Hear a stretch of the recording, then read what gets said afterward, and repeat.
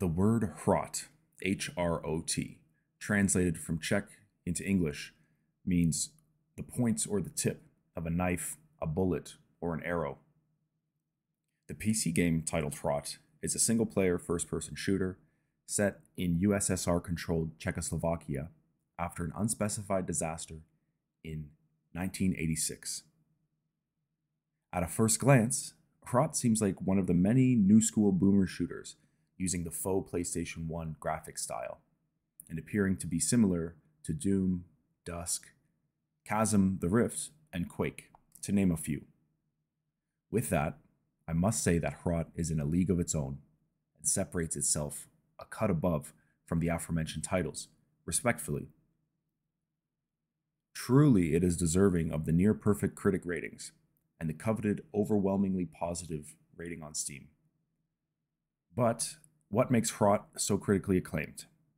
With this video, I aim to dive into the putrid Soviet cesspool that is HROT, and look at exactly why so many players dub this a 10 out of 10. In order to truly appreciate and absorb the setting of this game, we must first look at the mid-80s in Czechoslovakia. Communist Gustav Husak is the current president, a puppet of the USSR. The regime of Gustav required conformity and obedience in all aspects of life. During the 80s, artists and creatives were silenced, imprisoned, and exiled for their part in creating and distributing samizdat, a form of anti-government underground publications. Acceptable art was extremely limited to socialist realism, leading to a dark age in the arts. Under the Soviet puppet Gustav's regime, the established command economy focused heavily on increased expansion of the industrial sector. Like communist almost anywhere, his regime was corrupt, and the corruption bled into the lives of everyday people in Czechoslovakia. Following the 1973 oil crisis, consumerism and materialism, along with slack work ethic, was encouraged and exemplified by the government. To no surprise, a growing black market economy rose up. The people were not cared for and left to fend for themselves however they might. Materialism, encouraged by a corrupt government, also produced cynicism, greed, nepotism, corruption, and a lack of work discipline, leading to a difficult, depressing, and unfair existence for the people. Life was grim. HROT takes place in a semi-fictitious Eastern Europe of 1986. That very year, 1986, was the year of the Chernobyl disaster, the nuclear reactor incident that the USSR could not hide from the world, that displaced thousands, killing many innocent, and tainted the earth of Chernobyl, Ukraine, for decades to come.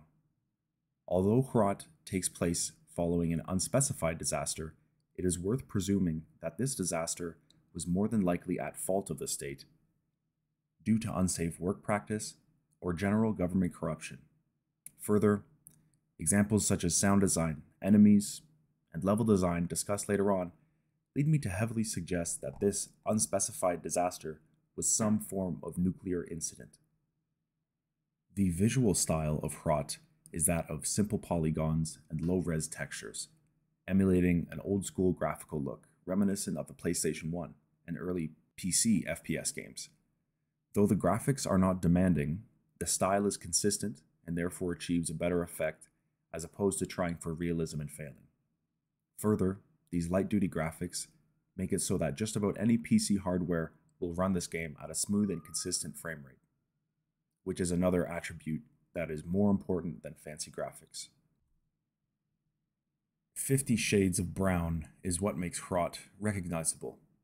Brown, black, gray, and occasionally green and rust orange are the predominant colors found throughout HROT, which adds to the nuclear waste look, though certain items and interactable buttons are red. This predominantly bleak color scheme sets the all-important atmosphere from the main menu onward. The color choices evoke oppression, sadness, bleakness, at times fear, and make anything out of the ordinary scheme truly contrast. Though, one trouble with this muted aesthetic is that levels can get confusing, with not much change in texture to discern one area from the next, which is a very minor flaw, and the confusion of getting lost in these levels does add a sense of dread to the experience. The average gamer will be at home with the mechanics of HROT, WASD to move, mouse to aim and fire, F is for flashlight, E is to interact, and space for jump, just as God intended. The player can also kick, pushing enemies back and inflicting damage, as well as to deflect enemy grenades back to the opponent. A simple yet effective control scheme with no grappling hook to be seen. Before selecting a level to begin playing, HROT greets you with a soundscape of horror, the clicking and beeping of a Geiger counter, strained breathing through a gas mask, the noise of wind echoing against metal, and the intermittent thumping of a beating heart. Audio-wise, the stage is set. A Geiger counter clicking. Why is there radiation around? Breaths muffled by a mask. Is it me breathing or someone else? And the low boom of a heartbeat. No music to ease us in.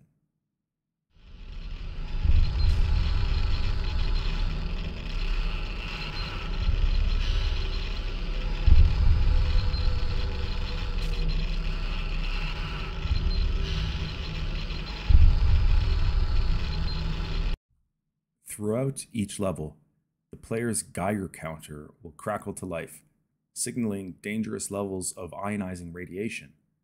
This seems to be strictly for thematic purposes, and prolonged exposure has no negative effect on the player.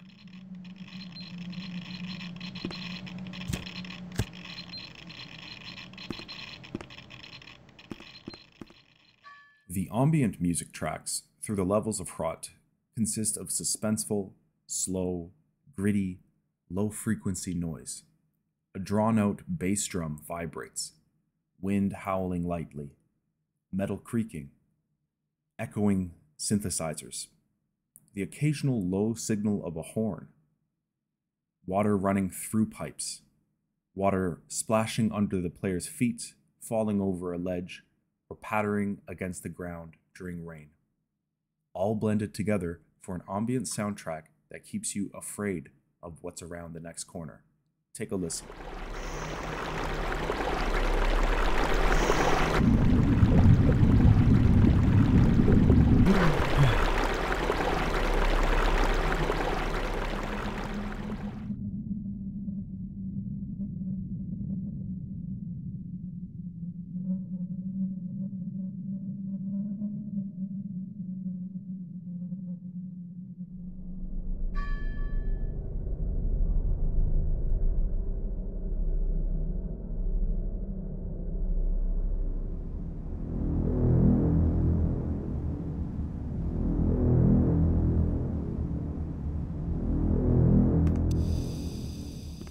Growling, snarling, swine-like grunts. These are all sounds that can be emitted from the many enemies of this hellish world. Human cries of agony upon death are filtered through a respirator. Belches, moans of pain, shrieks of madness are commonplace when battling through each level. One may hear crazed laughter when engaging in combat. Strained exhalations mixed in with almost non-human vocalizations. Dogs gnashing teeth, bears moaning and growling as they hunt. Haunting are all of these noises and sounds that contribute to the horrible, desperate soundscape of HROT. The variety and scope of the enemies that populate the world of HROT are equal parts terrifying and monstrous. Enemies often border the line between human and alien. The hazmat suit. Dressed like a Chernobyl liquidator, carrying a shotgun and head-to-toe in protective gear, will be seen in most levels, moaning away. The headsman first will offer a jump scare when found hung from a noose before dropping down to attack with a cleave or shotgun. The headsman is dressed in a executioner's garb. The infested rider moves along in a creaking wheelchair, gas mask on, spitting fast bullets at the player and taking a surprising amount of damage before they die. Kejdovek, or the big fat guy, is a staple enemy. He soaks up lots of damage and will club you with his baton if too close. Otherwise, he fires grenades, which may be kicked back towards him.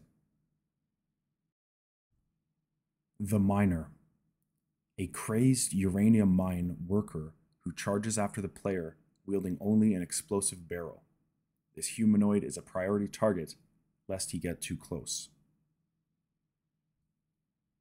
Scapucci, adding chaos to any fight, donning a dark blue hooded coat and mask, though his respirator hose dangles freely, disconnected. This enemy will vanish only to reappear seconds later in a different place, ready to attack. Smasku seemingly is the grunt of this workforce, armed with a simple rifle, a gas mask, and brown tattered cloak. He is weak to any attack. Be cautious of this enemy in groups. Bears, rats, spiders, snakes, even bats are not spared from the insanity that plagues Czechoslovakia in HROT. Beware of all these bloodthirsty creatures, as they will do whatever it takes to kill you. A strange anomaly among the monsters is the horse.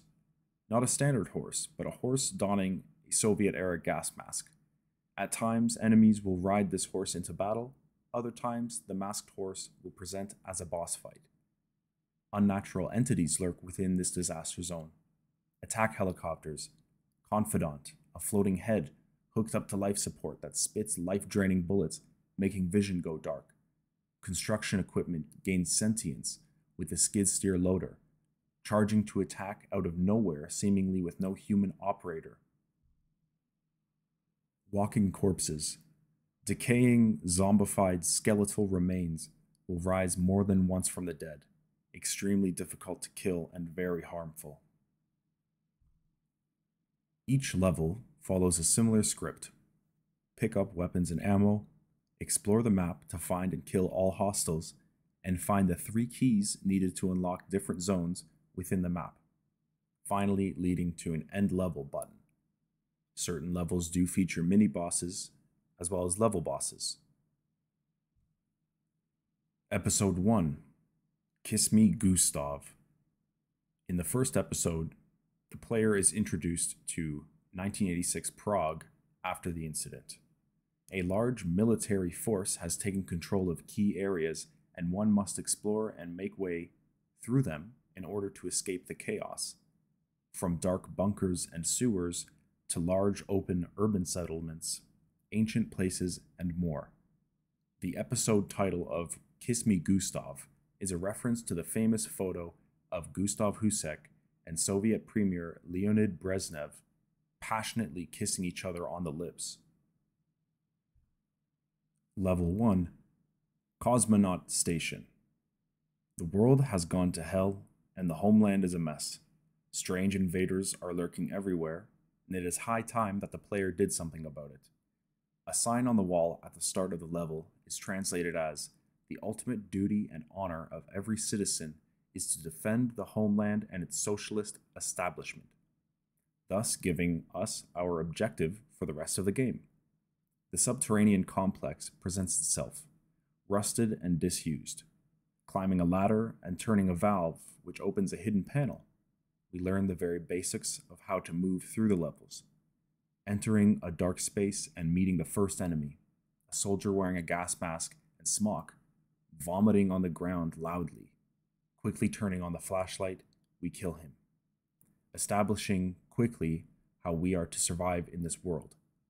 Continuing through the stage, we encounter more enemies and fire bullets at an electrical panel, opening a door. Rust-stained walls, brick facades with plaster peeling off. We find ourselves in a truly hostile space. Immediately after, we are charged by rats with glowing red eyes, squeaking as they make for our ankles.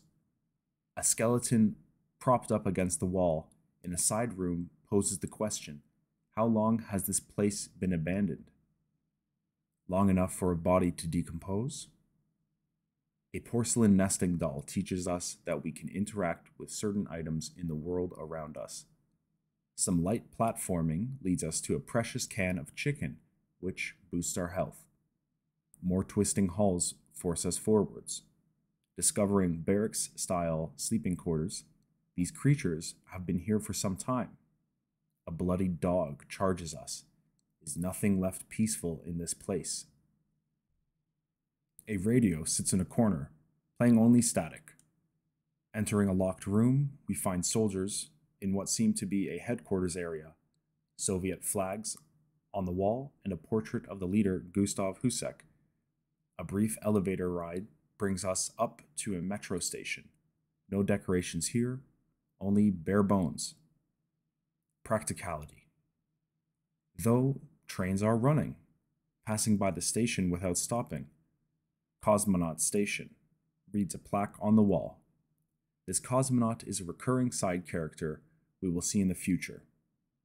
Breaking a vent, we move into rusted air ducts, finding another key. Finally, reaching the surface, we are greeted by a world bathed in night. Statues of friends standing side by side couldn't be more estranged to our current situation. Clearing a children's playground of the monsters, we've reached the end of level 1. This introduction has shown us the hostility, the bleakness, and the uncanny horror of this post-disaster world. Level 2, Luna.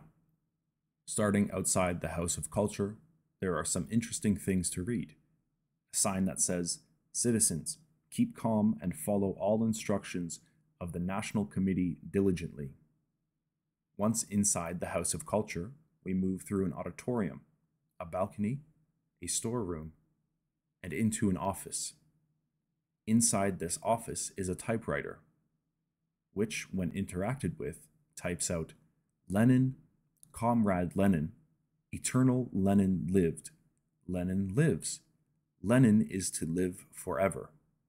Further into this level, the gorilla mini-boss is fought as he leaps out of the swan carousel. A relatively easy boss fight.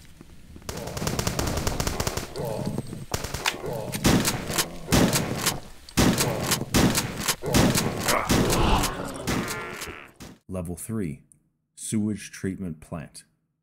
The player enters the sewage treatment plant, dropping into the water, having fallen through the drain at the end of Luna. We must navigate the nauseating sewer maze, not knowing what lurks beneath the sludge. Once clearing and escaping the sewer, a small piece of construction equipment that has gained sentience must be killed, followed by a Soviet helicopter, meeting many new enemies, including the miner who carries an explosive barrel while he charges you. Moving through tight tunnels and up ladders, we've reached the end of Level 3. Level 4, So-Called Gym. The player enters the map in a utility tunnel, which continues from the hall at the top of the ladder in sewage treatment plant. Breaking wooden planks covering a hole, we jump down a tunnel. Upon landing, the earth shakes.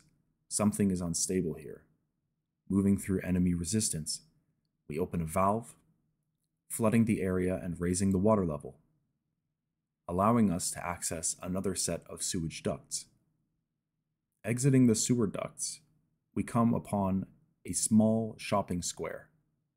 Onwards, we move through block apartments until accessing a parking garage, finally entering the disused gymnasium. The boss presents itself, a larger-than-life gymnastics sawhorse, bouncing across the space and screeching as it does so.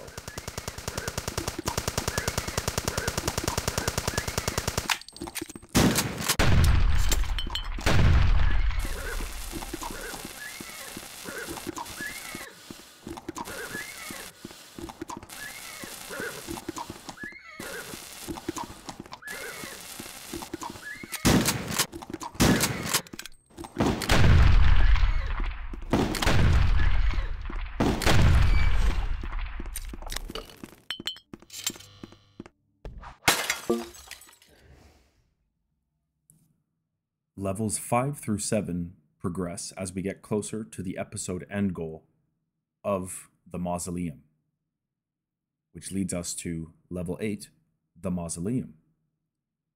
The player enters the map having cleared the ancient stairs at the underground stream into a dark, rocky tunnel. This brings us to the Episode 1 boss battle of Gottwald.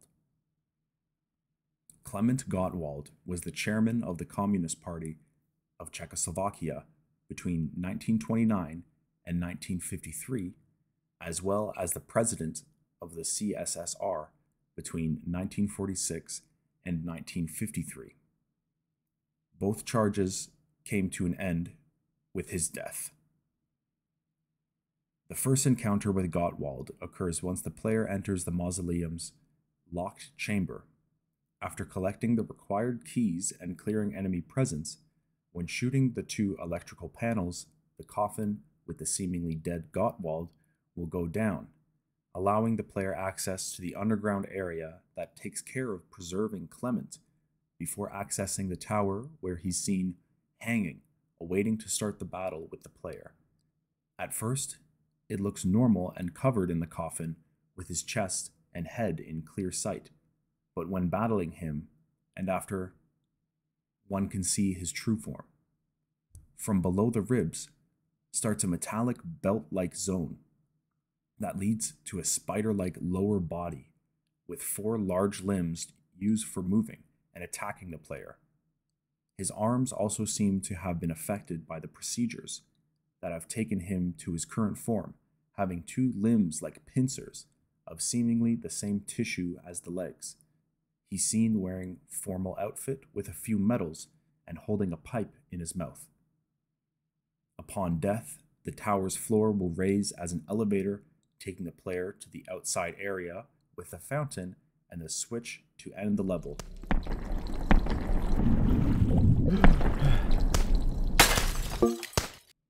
Episode 2, the Degustation. Degustation meaning fine dining tastings in small portions. The player weaves a path between the old and new, between medieval locations rich in Czech history and industrial ones, stark, cold, and antiseptic. Completing the 7 levels leading up to level 8 of Episode 2, the player must now face off against the Episode 2 final boss. None other than Gustav Husak is a fever vision of Soviet science gone seriously wrong. A bald, bespectacled head, approximately 3 meters tall. He floats atop a VTOL fan around the arena with the sole purpose of spawning in as many enemies as possible to kill you from the ray that arcs between 2 anodes at the base of his cranium. He is, by a clear margin, the toughest boss in the game thus far. His mode of operation is to fly in from above, spawning enemies when he is close to the ground. How many enemies he spawns is up to you. Gustav will continue spawning enemies until he is killed, so we are strongly incentivized to get killing. Once he is dead and all enemies are killed, we are free to leave this stage, ending Episode 2 with a bang.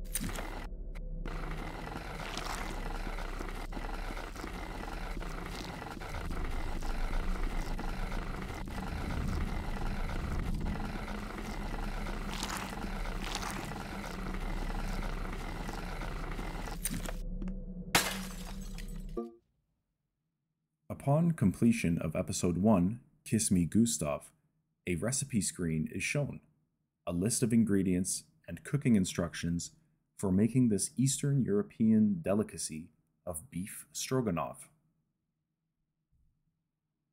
Just like with Episode 1, complete Episode 2, the degustation, and receive the list of ingredients and steps to prepare the unusual and tasty vegetable dish, cauliflower brain.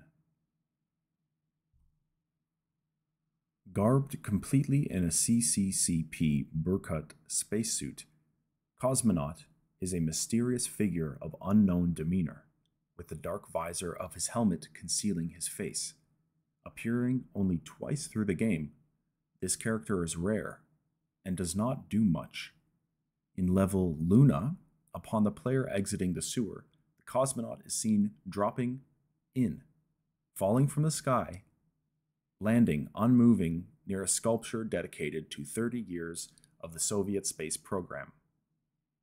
In his second appearance at Kasperg Castle, Cosmonaut does even less than his first, simply lying on a slab in a small mortuary at the end of the level. Interacting with the cosmonaut has no effect. The cosmonaut is likely a reference to Alexei Gubarin, a Russian cosmonaut who flew on the Soyuz 28 mission with Vladimir Remek from Czechoslovakia. The weapons used in HROT by the player are those of Soviet period accurateness as well as scientific liberty. First weapon, the sickle. The sickle is a starting weapon on every level and has infinite ammo. Aside from the kick, it is the only other melee weapon in the game. A clear choice of tool for anyone under the USSR. This sickle is an icon of Soviet propaganda. When idle for long enough with the sickle equipped, the player will hold up the sickle and a hammer in the classic communist manner. The Hussite crossbow. Paying tribute to the Hussites of Czech history, the Hussite crossbow is a silent, powerful, single-shot weapon that is best used for precision shooting. A long reload and limited ammo capacity make this a weapon that has a heavy plus side as well as a downside. The crossbow is a staple of the boomer shooter genre, seeing popular use in the Half-Life series. The grenade is the choice for taking out groups of enemies. This weapon explodes on impact once thrown, and if no enemy impact is achieved, the grenade will detonate after a few seconds. Enemies will light on fire if hit by this weapon, but beware, the explosion is just as deadly to the player as it is to the enemy.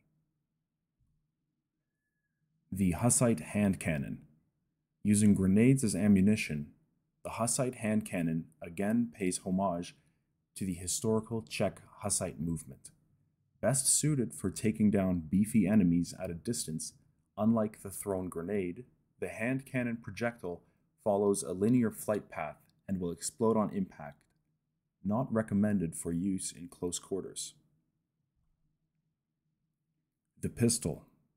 Based on the real-life pistol, the CZ-52, this small caliber handgun is best used against weak enemies or when no other weapon is available. Ammunition for the pistol is plentiful. If a second pistol is acquired, dual wielding is possible, increasing the overall fire rate. The Soviet shotgun. Modeled after the KS-23, the Soviet shotgun fires 11 pellets in a spreading cone, making this weapon great for close quarters, but much less effective at range. The super shotgun. Using the same ammunition as the Soviet shotgun, the super shotgun is most likely a copy of the real-life BRNO 12-bore shotgun. The best weapon for up-close engagements, the super shotgun fires 2 shells at the same time, dealing massive damage, though this comes with the downside of having to reload after every shot. The submachine gun. The all-around choice for rapid fire is the submachine gun, again modeled after a real-life gun. With its iconic cylindrical receiver, the SA-25. A high fire rate and respectable damage output makes this the jack of all trades when it comes to dealing with the enemies of HROT, though be careful, as ammunition will be exhausted quickly. The lightning gun. This scientific marvel is most useful against large groups of enemies that are standing close together, as the gun creates a chain lightning effect that inflicts damage upon several enemies at once. The weapon is quite strong, but runs out of charge very quickly.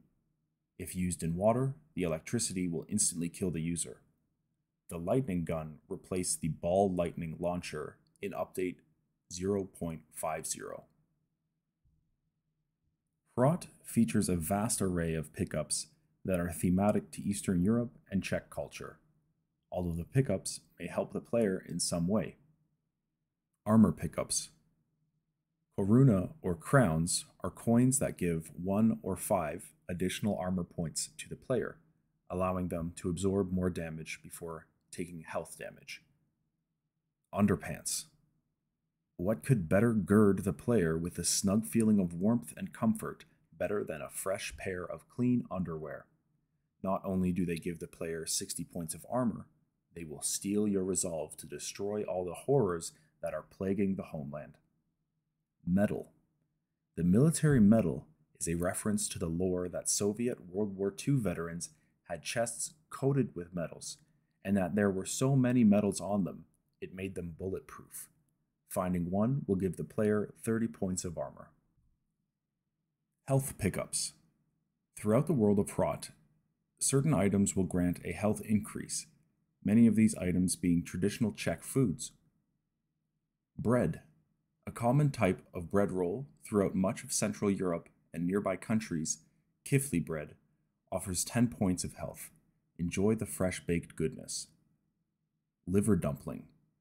The liver dumpling is a semi-rare health pickup first seen in Episode 2, The Degustation.